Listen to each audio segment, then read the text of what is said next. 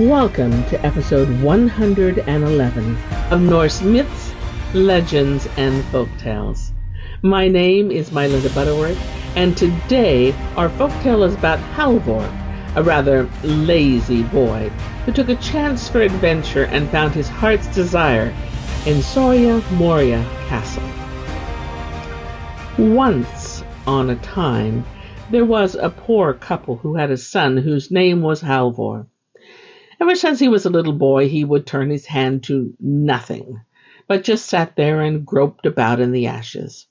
His father and mother often put him out to learn this trade or that, but Halvor could stay nowhere, for when he had been there a day or two, he ran away from his master and never stopped till he was sitting again in the ingle, or fireplace, poking about in the cinders. Well, one day a skipper came and asked Halvor if he hadn't a mind to be with him and go to sea and see strange lands. Yes, Halvor would like that very much, so he wasn't long in getting himself ready. How long they sailed, I'm sure I can't tell, but the end of it was they fell into a great storm, and when it was blown over, and it was still again, they couldn't tell where they were, for they had been driven away to a strange coast, which none of them knew anything about. Well, as there was just no wind at all, they stayed lying windbound there, and Halvor asked the skipper leave to go on shore and look about. "I would sooner go," he said, "than lie here and sleep." "Do you think now you're fit to show yourself before kin?" "Do you think now you're fit to show yourself before folk?" said the captain. "Why, you've no clothes than those rags you stand in." But Halvor stuck to his own, and so at last he got leave. But he was to be sure and come back as soon as ever it began to blow. So off he went and found a lovely land. Wherever he came there was a fine, large, flat cornfields and rich meads, but he couldn't catch a glimpse of a living soul. Well, it began to blow, but Halvor thought he hadn't seen enough yet, and he wanted to walk a little further, just to see if he could meet any folk. So after a while, he came to a broad, high road, so smooth and even you might easily roll an egg along it. Halvor followed this, and when evening drew on, he saw a great castle ever so far off from which the sunbeams shone. So, as he had now walked the whole day and hadn't taken a bit to eat with him, he was as hungry as a hunter.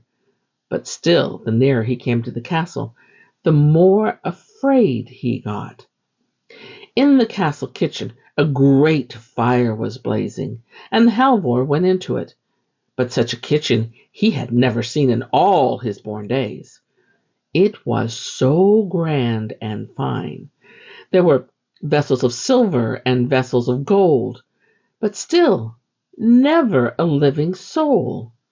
So when Halvor had stood there a while and no one came out, he went and opened a door, and there inside sat a princess who spun on a spinning wheel. "Nay, nay, now," she called out. "Dare Christian folk come here? But now you'd best be off about your business, if you don't want the troll to gobble you up, for here lies a troll with 3 heads." "All one to me," said the lad. "I'd be just as glad to hear if he had 4 heads. Besides, I'd like to see what kind of fella he is. As for going, I won't go at all. I've done no harm. But meat, you must get me, for I'm almost starved to death." When Halvor had eaten his fill, the princess told him to see if he could brandish the sword that hung against the wall. No, he couldn't brandish it. He couldn't even lift it up. "Oh," said the princess, "now you must go and take a pull of that flask that hangs by its side. That's what the troll does every time he goes out to use the sword." So Halvor took a pull, and in the twinkling of an eye he could brandish the sword like nothing. And now he thought it high time the troll came, and lo, just then up came the troll, puffing and blowing. Halvor jumped behind the door. "Huttu!" said the troll, as he put his head in the door. "What a smell of Christian man's blood!" "Ah," said Halvor, "you soon know that to your cost." And with that he hewed off all his heads. Now, the princess was so glad that she was free. She both danced and sang. But then all at once she called her sisters to mind, and so she said, "Would that my sisters were free too." "Where are they?" asked Halvor. Well, she told him all about it. One was taken away by a troll to his castle, which lay 50 miles off, and the other by another troll to his castle, which was 50 miles farther still.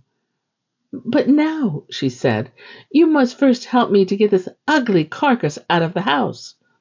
Yes, Halvor was so strong, he swept everything away and made it all clean and tidy in no time. So they had a good and happy time of it. And next morning he set off at the peep of grey dawn. He could take no rest by the way, but ran and walked the whole day. When he first saw the castle, he got a little afraid. It was far grander than the first, but here too there wasn't a living soul to be seen. So Halvor went into the kitchen and didn't stop there either, but went straight farther on into the house. "Nay, nay," called out the princess. "Dare Christian folk come here? I don't know. I'm sure how long it is since I came here, but in all that time I haven't seen a Christian man.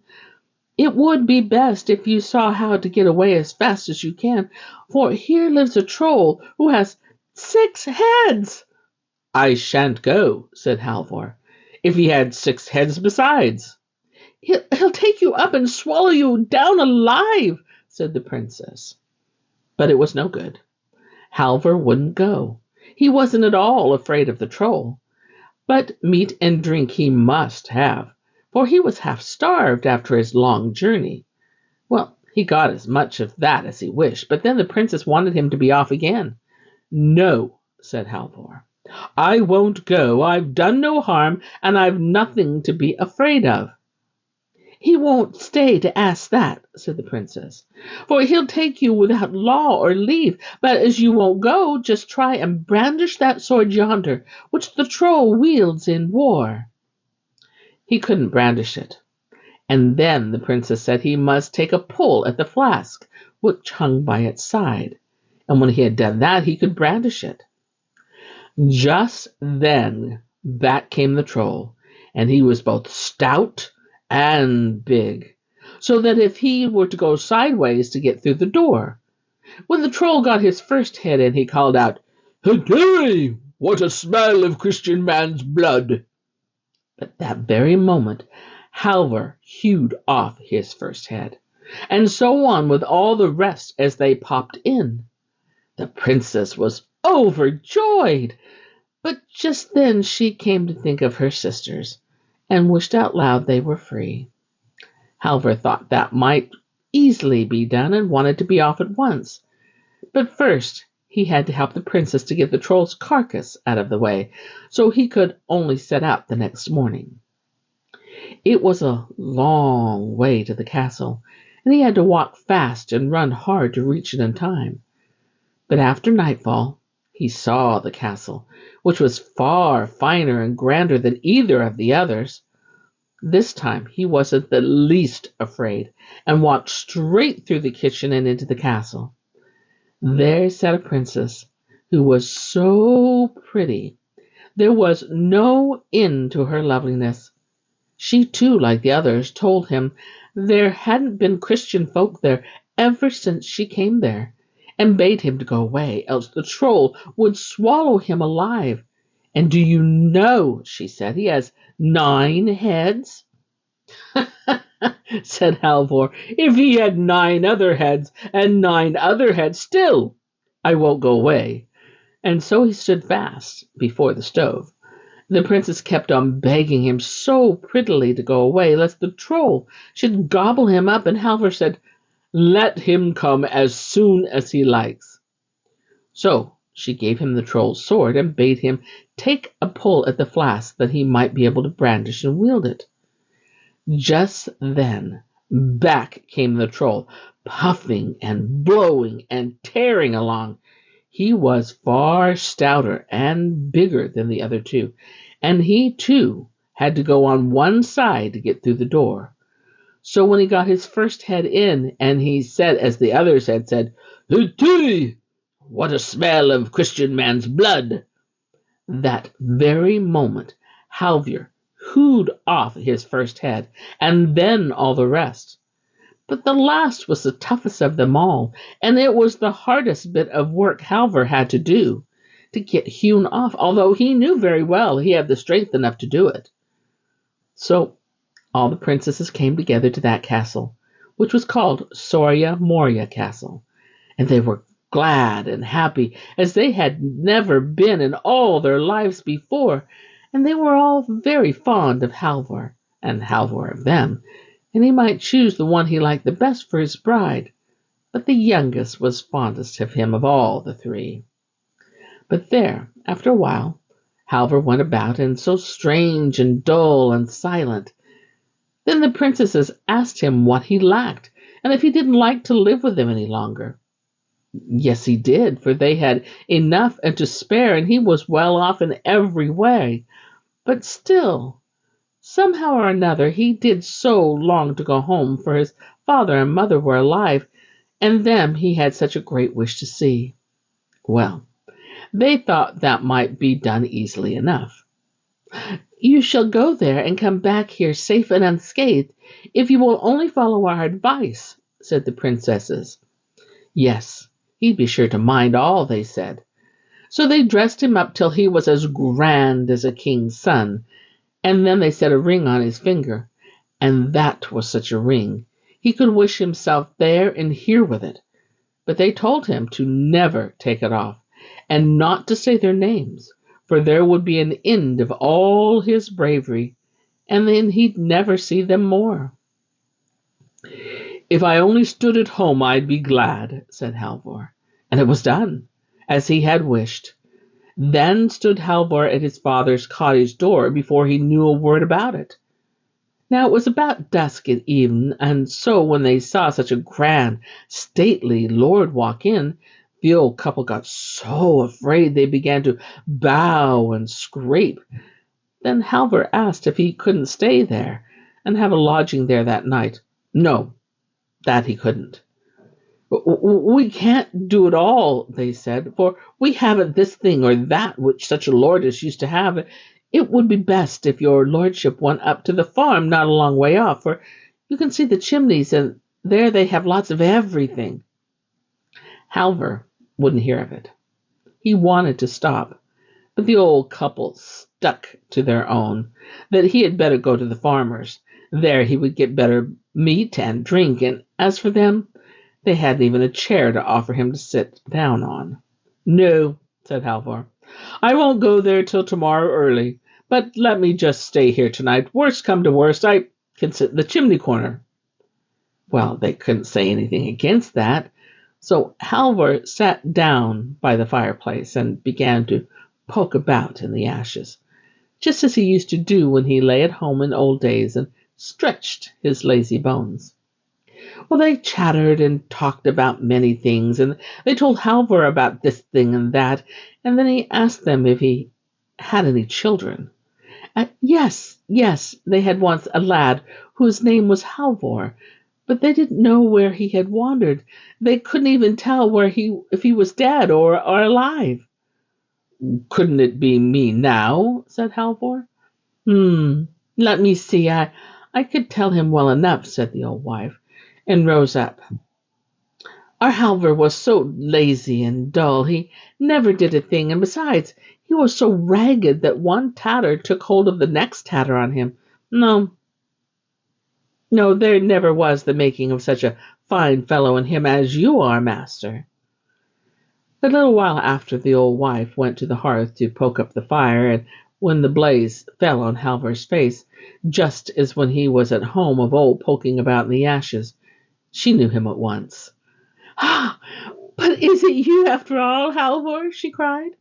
And then there was such joy for the old couple. There was no end to it, and he was forced to tell them how he had fared, and the old dame was so fond and proud of him. Nothing would do but he must go at once to the farmers and show himself to the lassies, who had always looked down on him. And off she went first, and Halvor followed after. So when she got up there, she told them all how Halvor had come home again, and now they should only just see how grand he was, for she said he looks nothing but a king's son. "Oh, very fine," said the lasses, and tossed up their heads. "We'll be bound he's just the same beggarly, raggedy boy he always was." Just then, in walked Halvor. And then the lassies were all so taken aback they'd forgot their sarks or chemises in the fireplaces where they were sitting darning their clothes, and ran out in their smocks. Well, when they got back again, they were so shamefaced they scarce dared look at Halvor, towards whom they had always been proud and haughty. "Ha ha!" said Halvor. "You always thought yourself so pretty and neat. No one could come near you. But now you should just see the eldest princess I have set free. Against her you look like just milkmaids. And the midmost is prettier still, and this youngest, who is my sweetheart, she's fairer than both sun and moon. Would to heaven that she were only here," said Halvor. "Then you'd see what you would see." He had scarce uttered these words. Before them there they stood. But then he felt so sorry, for now what they had said come into his mind. Up at the farm there was a great feast got ready for the princesses, and much was made of them, but they wouldn't stop there. "No, we want to go down to your father and mother," they said to Halvor, "and so we'll go out now and look about." So he went down with them, and they came to a great lake just outside the farm. Close by the water was such a lovely green bank. Here the princesses said they would sit and rest a while. They thought it so sweet to sit down and look over the water. So they sat down, and after they had sat a while, the youngest princess said, "I may as well comb your hair, little Halvor." Yes, Halvor laid his head on her lap, and so she combed his bonny locks, and it wasn't long before Halvor fell fast asleep. Then she took the ring from his finger and put another in its stead, and then she said, "Now hold me all together, and now would that we were all in Soria Moria Castle." So when Halvor woke up, he could very well tell that he had lost the princesses, and began to weep and wail, and he was so downcast he couldn't comfort him at all. In spite of all his father and mother said, he wouldn't stop there, but took farewell of them and said he was safe not to see them again, for if he couldn't find the princesses again, he thought it would not be worthwhile to live. Well, he still had $300 left, so he put them into his pocket and set out on his way. So when he had walked a while, he met a man with a tidy horse, and he wanted to buy it, and began to chaffer with the man. "Aye," said the man, "to tell the truth, I never thought of selling him, but if he could strike a bargain, perhaps." "What do you want for him?" said Halvor. "I didn't give much for him, nor is he worth much. He's a brave horse to ride, but he can't draw at all. Still, he's strong enough to carry your knapsack and you to turn and turn about," said the man. At last they agreed on the price, and Halvor laid the knapsack on him, so he walked a bit and he rode a bit, turn and turn about. At night he came to a green plain where there stood a great tree, at the roots of which he sat down. There he let the horse loose, but he didn't lie down to sleep, but opened his knapsack and took a meal. At peep of day off he set again, for he could take no rest. So he rode and he walked and he walked and he rode the whole day throughout the wide wood, where there were so many green spots and glades that shone so bright and lovely between the trees, he didn't know at all where he was or where he was going. But he gave himself no more time to rest than when his horse cropped a bit of grass, and he took a snack out of his knapsack when they came to one of those green glades. So he went on, walking and riding by turns, and as for the wood, there seemed to be no end to it. But at dusk the next day he saw a light gleaming away through the trees. Would there were folk hereabout, thought Halvor, that I might warm myself a bit and get a morsel to keep body and soul together. When he got up to it, he saw the light come from a wretched little hut, and through the window he saw an old couple inside. They were as gray-headed as a pair of doves, and the old wife had such a nose. Why, it was so long she used it for a poker to stir the fire as she sat in the ingle. "Good evening," said Halvor. "Good evening," said the old wife. "But what errand can you have in coming here?" she went on, "for no Christian folk have been here in these 100 years or more." Well, Halvor told her all about himself and how he wanted to get to Soria Moria Castle, and asked if she knew the way there. "No," said the old wife, "that I don't, but see now, here comes the moon. I'll ask her. She'll know all about it, for doesn't she shine on everything?" So when the moon stood clear and bright over the treetops, the old wife went out. "You moon! You moon!" she screamed. "Can you tell me the way to Soria Moria Castle?" "No," said the moon, "that I can't, for the last time I shone there, a cloud stood before me."